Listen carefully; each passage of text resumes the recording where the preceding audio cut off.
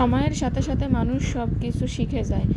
একটু ধৈর্য, কষ্ট, ইচ্ছাশক্তি এবং পরিশ্রম করলেই কিন্তু মানুষ সব কিছু শেখা সম্ভব।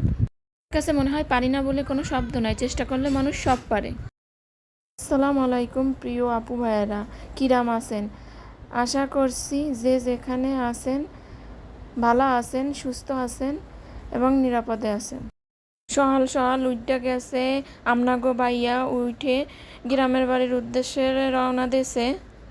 আমনাগো বাইয়ারে গুছাই গাছাই দিয়া বিদায় দিয়া আইসি, আর এখন হচ্ছে সকালে নাস্তা বানাতে হবে।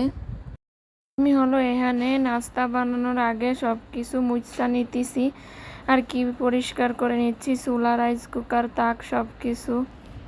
আপনাকে ভাইয়া কিন্তু অনেক সকাল ঘুম দিয়া উঠা গেছে, উঠাই কিন্তু গুছাই গাছাই নিয়ে গ্রামের বাড়ির উদ্দেশ্যে রওনা দিছে। সকালের নাস্তাও কিন্তু করবে না, তাহলে দেরি হয়ে যাবে, এই জন্য তাড়াতাড়ি করে চলে গেছে। আমার কিন্তু এখানে সব কিছু মোছা টোছা পরিষ্কার করা হয়ে গেছে। এখন এখানে আমি সকালের নাস্তার জন্য রুটি বানাই নিচ্ছি। আজকে সকালের নাস্তায় রুটি আর ভাজি খামু। আমি কিন্তু আপনাকেও সবসময় বলাই যে আমার হাতের রুটি পরাটা একদমই ফোলে না। মাশাল্লাহ, এখন কিন্তু দেখা যায় আমার হাতের রুটি কিন্তু জম্মের ভালো হয়, আর জম্মের মতো কিন্তু ফোলে, আর বেশ পাতলা পাতলা হয়, আর জম্মের সুন্দর হয়। আজকে কিন্তু আমি আপনাদের সঙ্গে আমার বাগেরহাটের আঞ্চলিক ভাষায় কথা বলার চেষ্টা করতেছি। আসলে বুঝতে পারতেছি পুরোপুরি কিন্তু হচ্ছে না, অনেক ভুল ত্রুটি হচ্ছে, ক্ষমার দৃষ্টিতে দেখবেন। কারণ আসলে অনেক দিনের একটা গ্যাপ তো, যার জন্য পুরোপুরি হচ্ছে না। যা হোক, আমি কিন্তু এখন সকালের নাস্তা বানাইয়া রাইখা এখন আইসি বিছনাটা গুছাইতে। সুন্দর করে বিছনাটা গুছাই নিচ্ছি। আর এটা তো প্রতিদিনেরই কাজ, আপনারা তো জানেন সবাই। এই যে বিছানার চাদরটা দেখেন, এই চাদরটা কিন্তু আমার অনেক পুরানো, কিন্তু আসলে বাদ দিতে পারি না। কারণ কিছু কিছু জিনিস আছে যেগুলো আসলে পুরানো হয়ে গেলেও বাদ দিতে ইচ্ছা হয় না, কিন্তু কারণ এটার প্রতি কিন্তু অনেক মায়া জড়িয়ে যায়। আমার বাবাটা কিন্তু অনেক খানিকটা কিন্তু কলম দিয়ে কিন্তু ফুটাও করে ফেলছে চাদরটা, তারপরেও বাদ দিতে ইচ্ছা করে না, কারণ এই চাদরটাই শুয়ে কিন্তু অনেক ভালো লাগে, আরাম পাই। যা হোক, আমি কিন্তু বিছনা গুছাইয়া রাইয়া এখন কিন্তু আইসি, কিছু কাপড় ছিল ভিজাইতে, ঘর দরজাও কিন্তু এর মাঝখানে অফ ক্যামেরায় গুছাই নিছি। আসলে সব কিছু কিন্তু ক্যামেরার সামনে করা হয় না, আসলে করা যায় না, তাহলে কিন্তু অনেক বেশি সময় লেগে যায় আর অনেক কাজ করতে কষ্ট হইয়া যায়।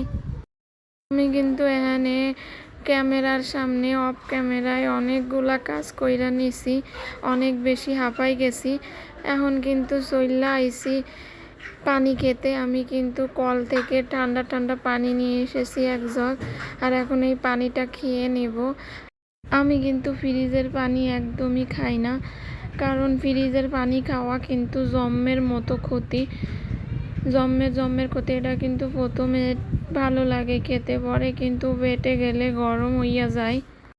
কিন্তু এখন একটু বিশ্রাম নিয়ে নিছি, কারণ সকাল থেকে কিন্তু বেশ কিছু কাজ করে নিছি, যার জন্য কষ্ট হয়ে গেছে। এখন কিন্তু রানতে চলে আইছি। এখানে কিন্তু আমি কিছু মশলা ব্লেন্ডার করে নিতেছি। এখন কিন্তু আর একদমই শিল পাটায় বাটতে ইচ্ছা করতেছে না, যার জন্য মশলাটা ব্লেন্ডারে করে নিচ্ছি। আপনারা তো জানেন আমি কিন্তু শিল পাটাই বেশিরভাগ মশলা বাটি, আমার কিন্তু তাজা মশলা খেতে ভালো লাগে। আমার ফ্রিজে কিন্তু ফ্রোজেন করা মশলা খুবই কম থাকে, মাঝে মধ্যে করে রাখি। আমার বাবাটা কিন্তু খেলা করছে আর আমি কিন্তু ভয়েস দিচ্ছি, বেশ কিছু সাইড নক কিন্তু আসতে পারে। আমার প্রিয় আপু ভাইয়েরা এইটা কিন্তু অবশ্যই বুঝবে, আমি আশা করি। দুপুরের রান্না করতে চলে আসছি এখানে। এখানে আমি একটু জালি কলা ভেজে নিমু। জালি কলা বলতে একদম ফোলা কলা। আসলে আমাদের কিন্তু কলা গাছটা পড়ে গেছে। মা এখানে কলাগুলো কুচি কুচি করে কেটে নিয়ে গেছে আমাকে ধুয়ে। আর এখন আমি জালি কলা ভেজে নেব। এভাবে জালি কলা ভাজি করলে কিন্তু বেশ ভালো লাগে। ওখানে আমার ওই চুলায় কলা হোক, আর এখানে আমি মাছ ভুনা করার জন্য মশলা কষিয়ে নেব। এখানে এই চুলায় আমি ট্যাংরা মাছ ভুনা করে নেব। ট্যাংরা মাছের ভিতরে আমি কিছু দিমু না, ভালো করে কষিয়ে মাছটা ঝোল পানি দিয়ে নামিয়ে নেব, মাখা মাখা করে নেব। মাছগুলো কষাইতে ওখানে আবার আমার কলা ভাজিটা হইয়া গেছে। এখন আমি এখানে কলা ভাজিটা নামাই নিচ্ছি। তারপরে এদিকে আমি একটু করলা ভাজি করে নেব। বন্ধুরা, দূরে এবং কাছে যে যেখানতে আমার ভিডিওটা দেখছেন সবাইরে অসংখ্য অসংখ্য ধন্যবাদ। ভিডিওটা যদি আপনাদের কাছে একটু হইলেও ভালো লাগে তাহলে একটা লাইক কইরা দিয়েন। যে করলা ভাজিটা দেখেন, এইটার কিছু টিপস আপনাদের সঙ্গে শেয়ার করি। জানি আপনারা সবাই জানেন সব কিছু, এরপরেও আপনাদের সঙ্গে একটু শেয়ার করি। এটা কিন্তু আগে থেকে লবণ দিয়ে মাখাই নিলে তিতো ভাবটা চলে যায়। আর করলা ভাজিতে কখনো ঢাকনা দিতে হয় না, ঢাকনা ছাড়া ভাজি করলে খুব ভালো হয়। আর এদিকে আমি ভাজিটা হইতে থাকুক, আর এদিকে আমার ঘরের অবস্থাটা আপনাকে একটু দেখাই দিই। আমার বাবাটা কিন্তু সারা দিন এই করে। এই যে দেখেন এইখানে কি করছে, ও বাবার ওষুধ কাইটা ফেলে রাখছে। কখন যে এই কাজ করছে দেখতে পারি না, এই কাজে ছিলাম। যাই হোক, আমি কিন্তু এখানে ঘরটা ঝাড়ু দিয়া নিচ্ছি। এখানে দেখেন এই যে আমার কিন্তু করলা ভাজিটা হইয়া গেছে। এখন কিন্তু আমি যাবো কাপড় ধুতে। তো কাপড় ধোয়ার আপনাদের সঙ্গে শেয়ার করবো না, অফ ক্যামেরায় ধুয়ে নিবো, কারণ ক্যামেরার সামনে সব কাজ করতে গেলে কিন্তু অনেক বেশি কষ্ট হইয়া যায়।